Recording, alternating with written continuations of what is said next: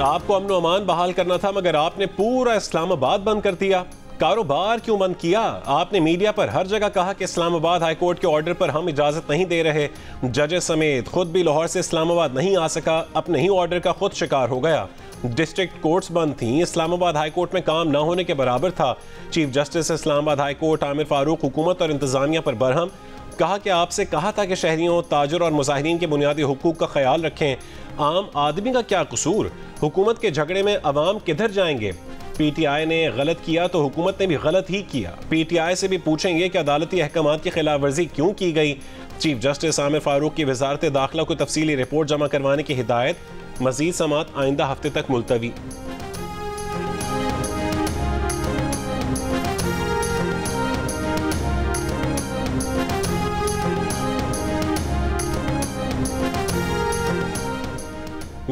वजीर खारजा इसाक डार का कहना है कि मुजाहिरीन को दारुल हुकूमत में खुली छूट देने के मुतहम्मिल नहीं हो सकते थे। मुजाहिरीन के रेड जोन में दाखिल होने के बावजूद तहम्मुल का मुजाहरा किया। गैर मुल्की सफ़ीरों को ब्रीफिंग देते हुए नायब वज़ीर आज़म ने कहा है कि इस्लामाबाद हाई कोर्ट के हुक्म के मुताबिक पीटीआई को संगजानी पर एहतजाज का कहा। सियासी जमात ने रेड जोन में ही एहतजाज करने पर बेजा इसरार किया। तमाम तर कोशिशों के बावजूद सियासी जमात जिद पर अड़ी रही। सिक्योरिटी फोर्सेस के पास आतिशी असलहा नहीं था, सिर्फ आंसू गैस, वाटर कैनन और लाठियां थीं। सिफारती मिशन और अहम इमारतों के तहफ़्फ़ुज़ के लिए आर्टिकल 245 के तहत फौज तैनात की। ऑपोजिशन फेक न्यूज़ फैलाने में माहिर है, बहुत इबाहम फैल गया है, इसलिए हुकूमत को वजाहत करना पड़ रही है।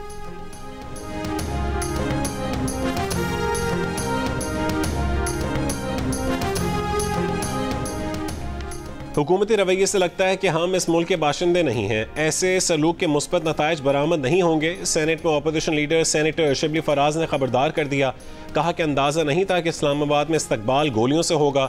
हमारे 12 अफराद शहीद हुए, दीगर तफसीलात जमा कर रहे हैं। साबिक सदर आरिफ अलवी ने कहा है कि इस्लामाबाद में लोगों को क्यों मारा गया है।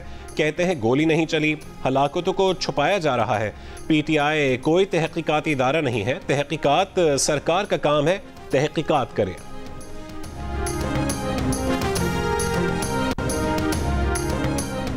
वज़ीर आज़म शहबाज शरीफ की सऊदी वली अहद मोहम्मद बिन सलमान से 6 महीने के दौरान 5वीं मुलाकात। रियाद में वन वाटर सरबराही इजलास के मौके पर मुलाकात में इक्तसादी, तिजारती और सरमाया कारी से मुतालिक ताल्लुकात को मज़ीद फ़रोग़ देने पर इत्तफ़ाक। सऊदी वली अहद ने दौरे पाकिस्तान की दावत कबूल कर ली। कहा कि यह हकीकी मोहब्बत और बाहमी एहतराम का सबूत है जो दोनों ममालिक के अवाम को जोड़ता है। वज़ीर आज़म 2 रोज़ा दौरे के बाद सऊदी अरब से वतन वापस रवाना हो गए।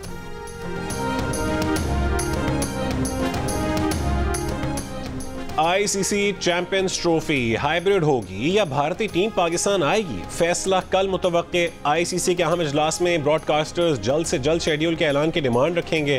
पाकिस्तान अपने मौक़िफ़ पर कायम। भारत पाकिस्तान नहीं आएगा तो हम भी भारत नहीं जाएंगे। नए फार्मूले के तहत 3 साल का मुआहदा होगा। पीसीबी अब तक बीसीसीआई और आईसीसी के जवाब का मुंतज़िर है।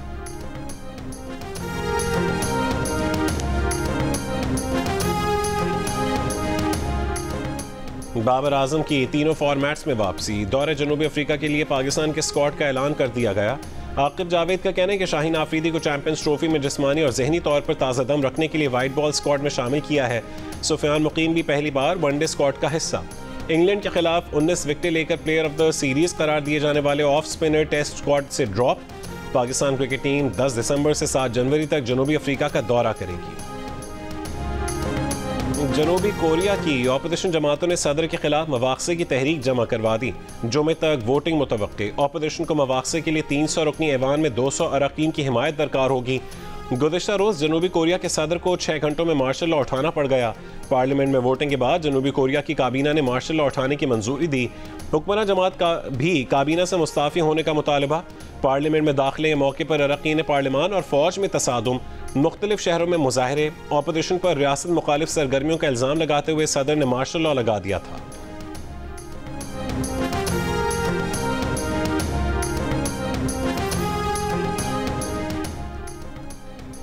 जनूबी कोरिया में मार्शल लॉ की मुख्तसर हुक्मरानी और फिर उसकी वापसी कैसे मुमकिन हुई? अमरीकी अखबार न्यूयॉर्क टाइम्स की रिपोर्ट के मुताबिक जनूबी कोरिया के सदर की जानिब से मार्शल लॉ के ऐलान ने कौम को हैरान कर दिया, लेकिन पार्लियामेंट की मज़ाहमत के बाद 6 घंटों में यह फैसला भी वापस ले लिया गया। इस गैर मुतवक्की इक़दाम के खिलाफ सियोल में हज़ारों मुजाहिरीन ने उनकी गिरफ्तारी का मुतालबा किया।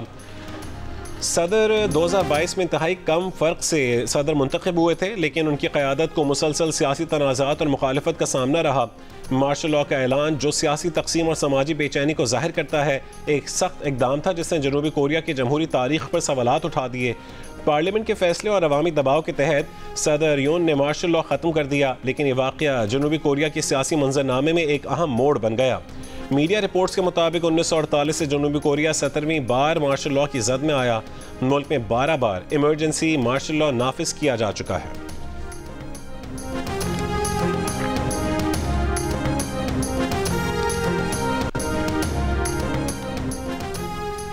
सिंध हाई कोर्ट ने महकमे औकाफ से रेंजर्स के ज़ेर इस्तेमाल मीठा राम हॉस्टल से मुतालिक रिपोर्ट तलब कर ली। लापता शहरी कामरान की बाजियाबी की दरख्वास्त की समाअत के दौरान जस्टिस सलाहुद्दीन पंवर ने सवाल किया कि रेंजर्स के ज़ेर हिरासत अफराद को कहाँ रखते हैं।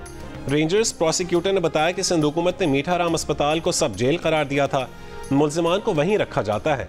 जस्टिस सलाहुद्दीन पंवर ने कहा कि मीठा राम ने तो तालीमी मकसद के लिए हॉस्पिटल बनवाया था, अब मीठा राम की रूह भी क्या सोचती होगी। तालीमी मकासद के लिए बनने वाली इमारत को इसी मकसद के लिए इस्तेमाल होना चाहिए। रेंजर्स प्रोसिक्यूटर ने कहा है कि हमने इमारत को बहुत अच्छी और असली हालत में रखा हुआ है। जस्टिस सलाहुद्दीन ने कहा है कि अब ये इमारत हुकूमत को देंगे तो वो बेच देंगे, जिस पर रेंजर्स प्रोसिक्यूटर ने कहा है कि बेच नहीं सकते, मनपसंद लोगों को दे देंगे। केस की समाअत 19 दिसंबर तक मुलतवी।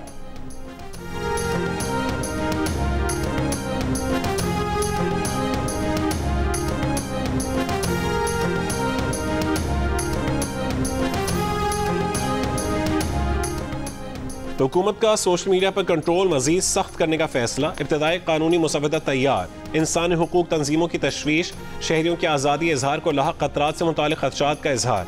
डिजिटल राइट्स एक्टिविस्ट नगद दाद की प्रोग्राम जियो पाकिस्तान में गुफ्तगू, कहा कि आईन कानून शहरियों को आज़ादी इजहार और राजदारी का हक देता है, रियासत उनसे उनका हक नहीं छीन सकती। पैका तरमीम में मजीद सख्तियों से सहाफ़ियों और समाजी कारकुनों की पेशा वराना जिम्मेदारियों और राह में रुकावटों का सामना होगा। अरबाब इख्तियार को कानून की तशरीह करना होगी और दहशत गर्दों की निशानदेही करना होगी।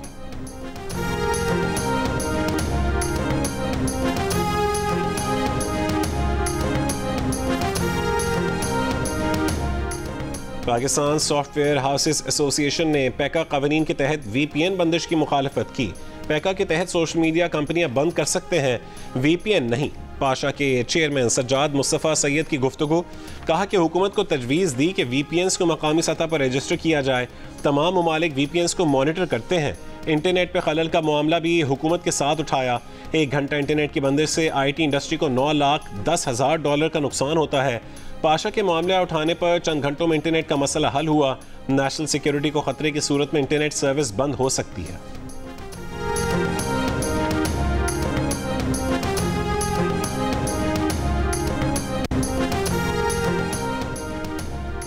GHQ हमला केस में अपोजिशन लीडर उमर अयूब की दरखास्त बरियत खारिज। इंसदात दहशतगर्दी अदालत ने गुज़श्ता रोज़ महफूज किया गया फैसला सुना दिया।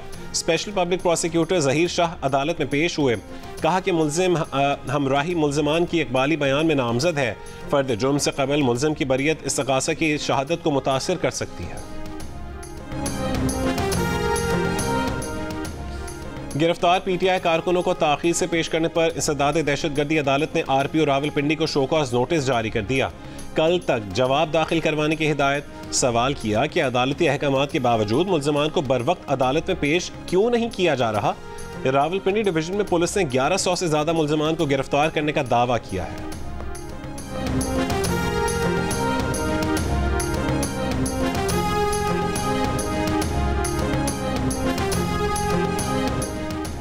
वज़ीर आला KP अली अमीन गंडापुर का डी चौक एहतजाज पर दर्ज मुकदमे के खिलाफ इस्लामाबाद हाई कोर्ट से रुजू।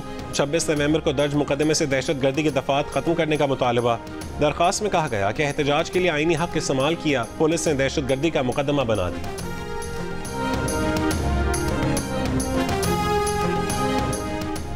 अपोजिशन लीडर उमर अयूब के बाद कायदे हिज़्ब इख्तिलाफ सेनेटर शिबली फराज ने भी जुडिशल कमीशन की रुकनीत से इस्तीफा दे दिया। उमर अयूब की जगह बैरिस्टर गौहर, जबकि शिबली फराज की जगह सेनेटर अली जफर कमीशन में नामजद। बानी PTI ने 2 रोज़ कबल कौमी असम्बली से बैरिस्टर गौहर और सेनेट से अली जफर के नाम दिए थे। उमर अयूब ने कहा है कि उन्होंने जुडिशल कमीशन से इस्तीफे का फैसला अपने खिलाफ दर्ज मुकदमात की वजह से किया है।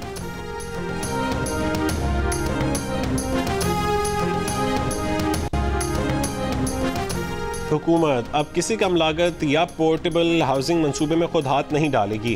वफाकी वज़ीर ख़जाना औरंगज़ेब का तकरीब से खिताब, कहा कि हुकूमत हाउसिंग मंसूबों में निजी शोबे की हर मुमकिन मुआवनत करेगी, लेकिन वो गलती नहीं करेगी जो 3-4 साल पहले की गई थी। हुकूमत निजी शोबे को पॉलिसी गाइडलाइन देगी। निजी शोबे का मईशत में अहम किरदार है। IMF प्रोग्राम पर अमल दरामद के लिए पुराज़्म है। मुआशी इस्लाहात का अमल जारी रखेंगे। वज़ीर पेट्रोलियम मुसद्दिक मलिक ने रूस से खाम तेल की दरामद से मुतालिक खबरों को गलत करार दे दिया। कहा कि इससे मुतालिक कोई डील नहीं हुई। रूस से खाम तेल का कोई कार्गो नहीं खरीद रहे। ऐसा फ्रेमवर्क बना रहे हैं कि सारिफ को सस्ता तेल मिले। मौसम सरमा के लिए गैस प्लान चंद दिनों में तैयार हो जाएगा। पाकिस्तान LNG का कोई इजाफी कार्गो नहीं लेगा। LNG सरप्लस है। बिजली कारखाने LNG नहीं खरीद रहे, इसलिए गैस इजाफी हो रही है। ईरान पाकिस्तान गैस पाइपलाइन मामले पर रियायत मिली तो फ़ायदा ज़रूर उठाएंगे।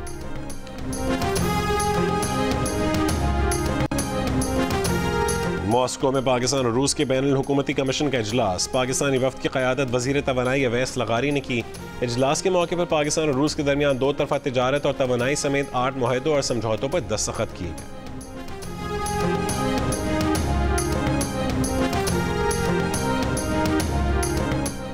पाकिस्तान स्टॉक एक्सचेंज में तेजी का रुझान बरकरार। अब से कुछ देर पहले तक बेंचमार्क 100 इंडेक्स में 520 पॉइंट्स का इजाफा।